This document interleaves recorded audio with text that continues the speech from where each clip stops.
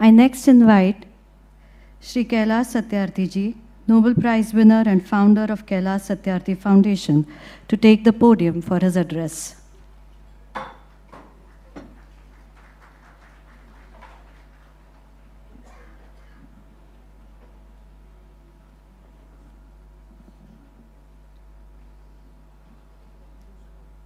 Your Holiness, dear Amma, Fadnavis ji has already said that she is global mother. So what should I say to her? Mother of love, mother of kindness, mother of compassion.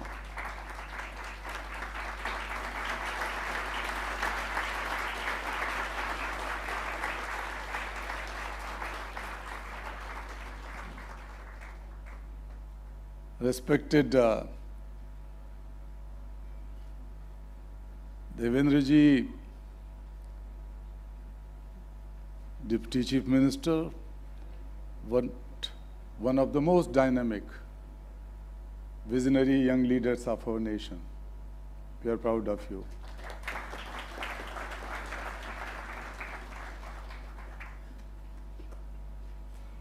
All the Sherpas, from the middle, from the east, from the west.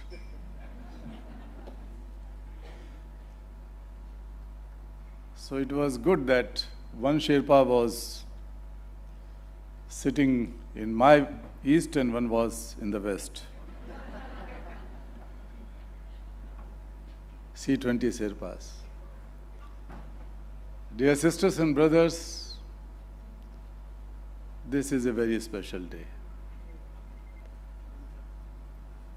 This is the day of creation of a new history from Nagpur. All of you, or many of you, might know about the proceedings, formats, deliberations of C20s in the past.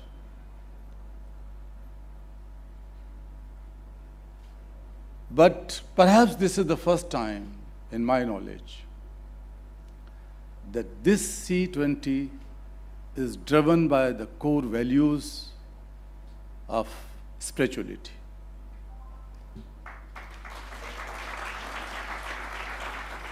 And spirituality does not mean any religion. It is the driving force, the soul of universal humanity. When we say Vasudhaiva Kutumbakam, when we say one earth, one family, one future, they are not simply slogans. Each word has a deeper philosophy and the roots in spirituality. Friends, you come from different parts of the world. Not only 20, but 26 countries.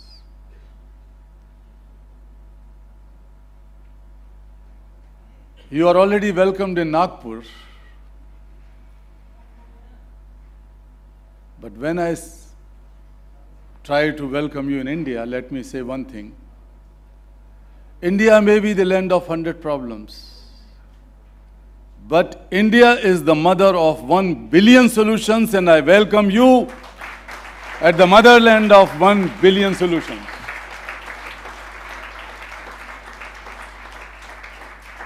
And that is something which is already flowing, radiating on your faces, in your eyes.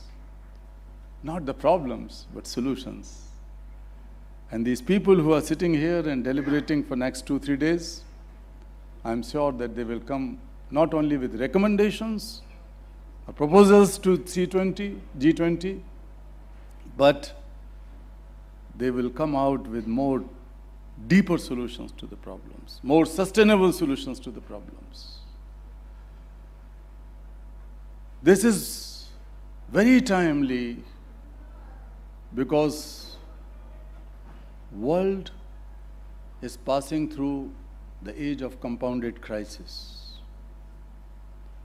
crisis of civilization. We can also say that we are also facing complexity and competitions among the priorities and issues which has to be taken up. Health or education or ecology or gender equality. What should be the priority? And they are competing issues. When it comes to budgetary allocations of the governments and when it comes to ODA support, demand, not only among the governments but also in the civil society. And therefore,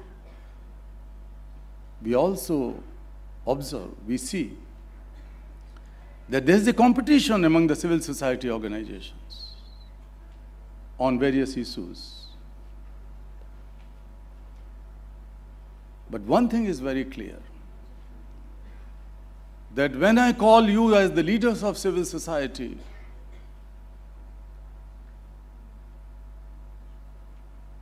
you represent the voice of most voiceless people of the world. You represent the faces of most invisible people of the world. You are the custodians of collective conscience of very ordinary people on this earth. You are the propellers of democracy. Because you can question and you can answer in solutions, and that you do.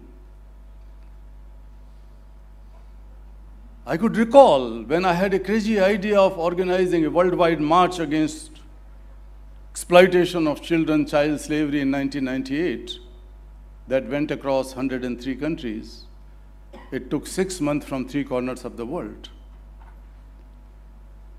My belief was the young people, the children, women, but in an institutional manner, civil society organizations. And definitely the governments have supported it. With a difficult demand that we were demanding for an international legislation to end child slavery, the abuses and exploitation of children across the globe. There was no international law until 1998. But when we were marching, and the young tiny children were demanding and chanting, no more guns in tiny hands, no more tools in tiny hands. We want books. We want toys, we want pencils. And when the march ended up in Geneva, in the General Assembly of ILO, dozens of leaders of the world were in tears because the voice, the strong, compelling, moral voice came from children of the world. And that was concrete contribution, and my trust in the civil society organizations has grown multifold. But it does not mean that all the civil society organizations are like that. Some are driven by very tiny selfish interest. Some are driven by certain agendas, influence of some other forces, and so on. So many complexities. But I think the G20 will show, C20 will show to the world that these 115 or 130 leaders came from 26 countries will make a family.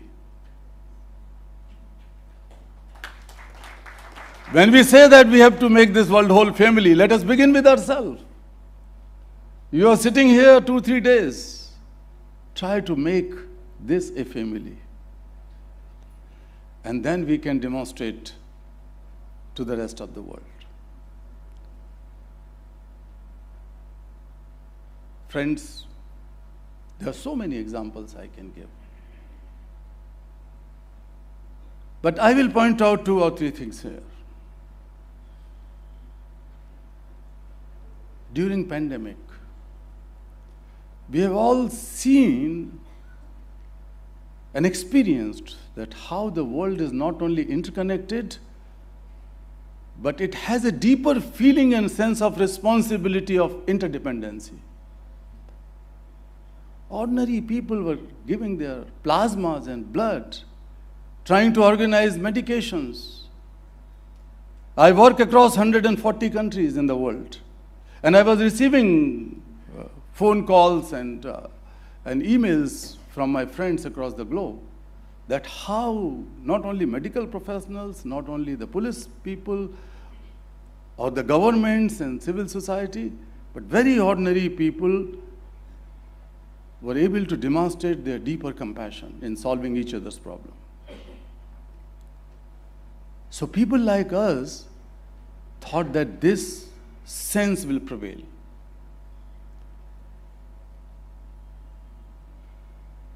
But unfortunately, this is not happening. And this is a big challenge. And this is a reason to introspect. The rich countries of the world have created a fund. I'm not talking about that fund which has been established by the G20. I'm talking about G7 plus 1 or 2 more. $11 trillion money has been allocated under the title of Global Agenda of Action for COVID-19. That was not for vaccines, medications, not health front, but the revival of economy in needy countries, primarily, but also in other countries, low-income countries and least developed countries. $11 trillion.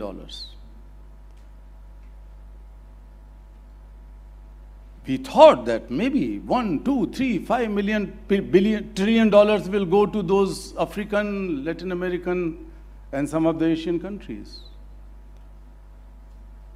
But many of you will be surprised to know that only 0.13% of these $11 trillion, not even 0.5%, not 1%, just 0.13% have been allocated to the poor people, the marginalized people of low-income countries. This is the challenge when we talk of making this world a one family. We have to address some of these economic injustices, political injustice in the global society. We Indians believe in the philosophy of inclusion. Our DNA is driven by inclusion, as you pointed out. Exclusivity makes us static. But inclusion creates dynamism.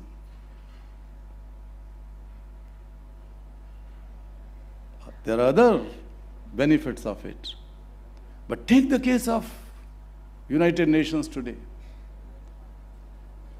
My question is whether the United Nations is able to maintain and promote the core philosophy, the core value of multilateralism, and a sense of mutual responsibility and accountability. Political justice and protection. This power is eroding. Look at the situation in Afghanistan where young girls are deprived from education. All the efforts have been made for years, for decades. But in the end of the day, Taliban comes and stops schools, colleges for girls. Nobody could do anything. I'm not talking the depression, I'm talking about challenge. Ukraine-Russia situation. So many other examples. We need a more inclusive, more dynamic United Nations. That means more inclusive Security Council.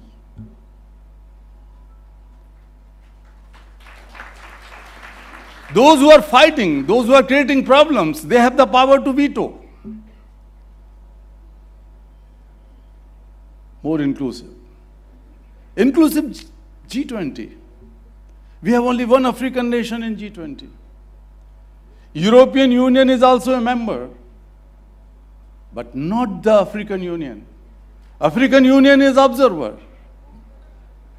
From India, we should raise the voice that we will fight for the global South. We Indians will stand for the global South under the leadership of our Prime Minister. This is the time to raise the strong voice and advocate for the justice and representation of global South. And that should emerge from this G20 to begin with C20.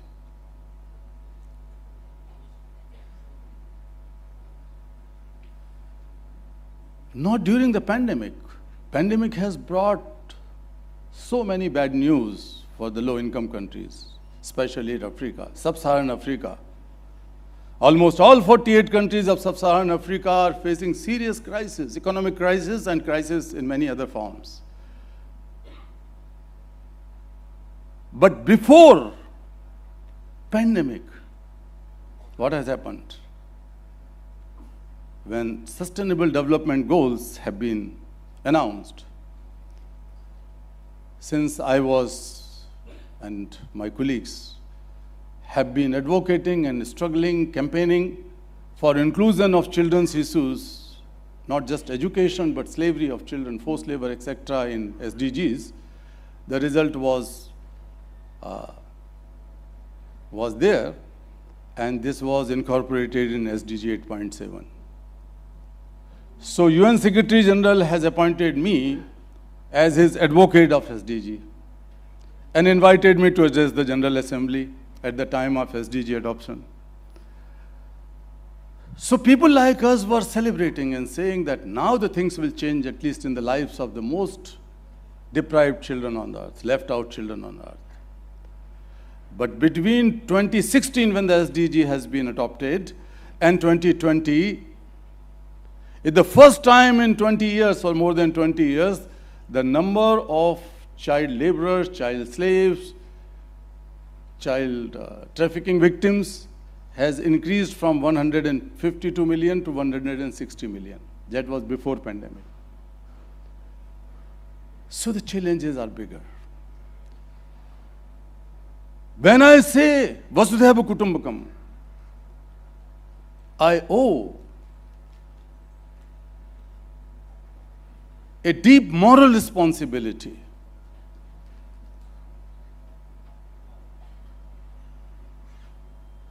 We have come out as a group of Nobel laureates, peace laureates, came with a report which we have circulated, and we have spoken to many of the presidents and prime ministers in the world, that only $53 billion annually can help in solving the problem of all children, problem of health, problem of education, problem of protection. Not only that, this $53 billion would also help in protection of all new mothers and pregnant women in all low-income countries. And how much is this $53 billion? This is less than the global 10 days of global military expenditure. Less than 10 days of global military expenditure. So world is not so poor. If this money is put as a global fund or global mechanism for social protection, then it is less than 1.4% of what the Europeans spent in their global protection programs, in their own protection programs, social protection. So we have to have a strong resolve. when we speak for one future, then we have to create the level playing field of common present, and then we will have a common future. I have been asking, and I will repeat it here. In Brazil is like my second home. I work in Brazil for many, many years with number of civil society organizations and governments and presidents also. The President Lula is a good friend. I met him recently, not recently, 2 years ago, 3 years ago, in jail. And I told that one day when you come out, your fight for hunger will continue definitely, against hunger. But we have to revive the Bolsa Familia program. So the Bolsa Familia program, he just, I think 2 weeks ago or 10 days ago, he has announced that he is going to strengthen the Bolsa Familia program. That is one of the best and most successful social protection program in Latin America. Similarly, in Uganda, in Zambia, in many other places, there are a lot of good stories. But I am proud, as a proud Indian, I would say that India has some of the best and most successful social protection programs on this earth.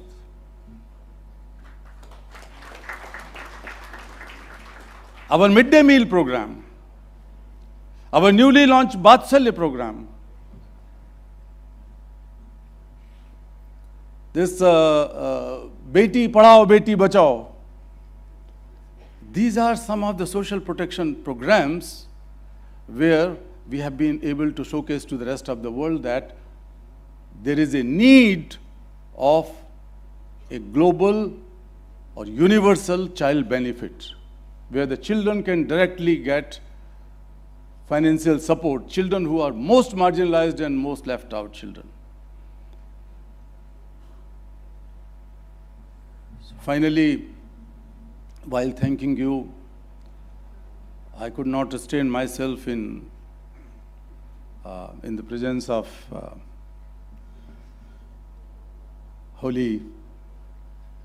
Holiness Amma and a lot of people sitting here in saffron robes, spiritual personalities. But it is not necessary that the spiritual personalities live in only saffron robes. There are ordinary looking people, nice people, bringing this world a better place, making this world a better place, are spiritual people, spiritually driven people, in any religion, in any culture, in any society.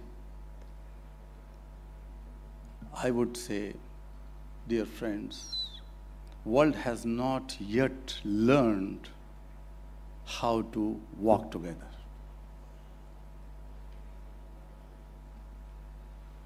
Our Vedic rishis in Rig Veda, so many mantras are there, but one simple mantra many of you might remember, Sangachadhum. The slogan of SDGs today is leave no one behind. Leave no one behind. What a great slogan.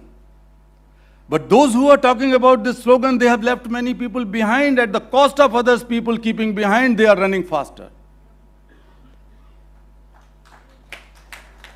This is unacceptable. We from India are calling that let us walk together, hold each other's hand. People who are able to run faster, they have to restrain themselves. That is like a tapasya. To just wait and hold the hand of someone who has left out and left behind. Samvadadhvam. We have to create a culture where we can talk freely, and our language should be language of unison, language of humanity, language of love. Samvadadhvam. So, Sangachadhvam, Samvadadhvam, Samvo Manansi Janatam, Deva bhagam yatha purve sanjananam upasate. So let us sit together and try to unite our minds and souls, the mantra says. And it says that let us construct a common knowledge based on the wisdom of our ancestors anywhere in the world. Sanjananam upasate. That is the simple meaning of this Ved mantra. Let us create that knowledge. And that is possible only when we do something special. We have globalized economies, markets, data, information, even terrorism, extremism. We have globalized ecological crisis, climate crisis. All these things are the part of our so-called globalization. As Devendra Bhai, you rightly pointed out through Gita's sloka, or Ved mantra, ten tyakten bhunjitha. We have to learn how to consume with strain, with discipline, with control. But here, I would say that when we have globalized everything, we have some good results as well as the flip side. And that idea of globalization came from West. This is the Western way of globalization. I'm not against the West. But being an Indian, I would say that this is the time, this is the land India should lead the globalization of compassion. Let us globalize compassion. Compassion is not sympathy. Compassion is not empathy. When you feel the suffering of others as your own suffering, with a deeper drive to elevate the suffering of other person as your own suffering, then you are compassionate. We are all compassionate, but we kept our compassion in small circles for our own siblings, biological children, husband, wife, friends, etc., etc. Sometimes it's very difficult to say that husbands and wife have really compassionate relationship. Hope it should happen. But this is biological, between mother and child. What do you call it? When the child comes in the womb of mother, the whole perspective changes, the emotion changes, the behavior changes. That is driven by compassion. So, compassion is within each of us. I call upon you, dear friends.